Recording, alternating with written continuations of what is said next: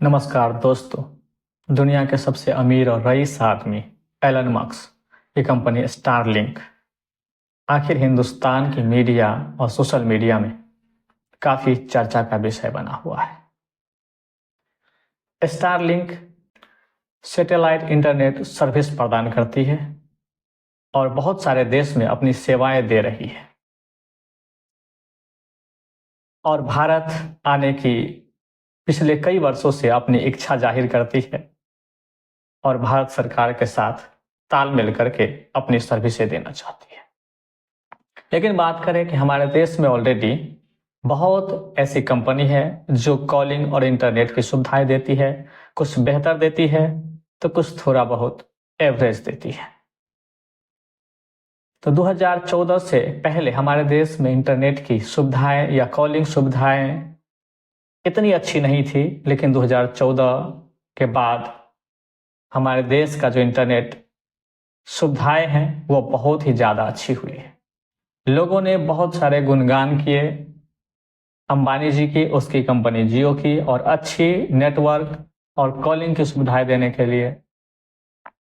दोस्तों, बात यहाँ तक सही है, लेकिन अधिकतर हिंदुस्तान के अधिकतर लोगों के पास जियो की सर्विस ले रहे हैं,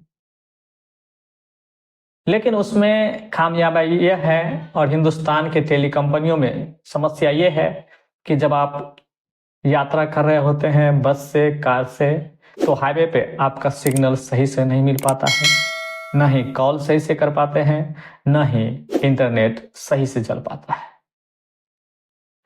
अगर आपको घर में भी बैठे हैं, अगर अच्छी इंटरनेट चाहिए तो अलग से वाईफाई लगवानी पड़ेगी, उनके लिए अलग चार्ज दीजिए। कॉल करने के लिए अलग चार्ज दीजिए। अनलिमिटेड और अच्छी क्वालिटी की इंटरनेट चाहिए तो उसके लिए अलग चार्ज दीजिए। यानी अलग अलग चार्ज होने के बावजूद भी हाईवे में, सड़कों में, पहाड़ों में, रेगिस्तानों में, मौसम खराब होने के बावजूद ठंडी गर्मी में आपको सुविधाएं नहीं मिलेगी।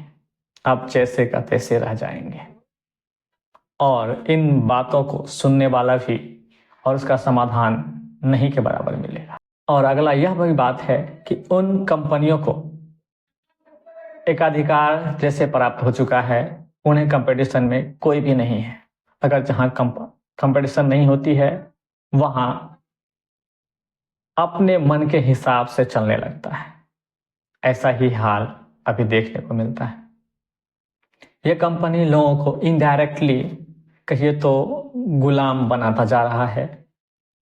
अपने सर्विस की आदि तो बनाया, लेकिन और भी दूसरा कोई विकल्प इनके पास नहीं है।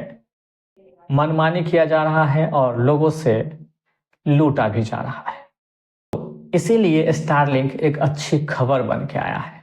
लोगों को अच्छा लगता है जब उनकी सर्विसें, प्लान सुनती है। तो सबसे पहले स्टारलिंक जो है अपने सैटेलाइट के माध्यम से इंटरनेट सर्विस देती है, कॉलिंग देती है। न उनके लिए तार न टावर की आवश्यकता होती है।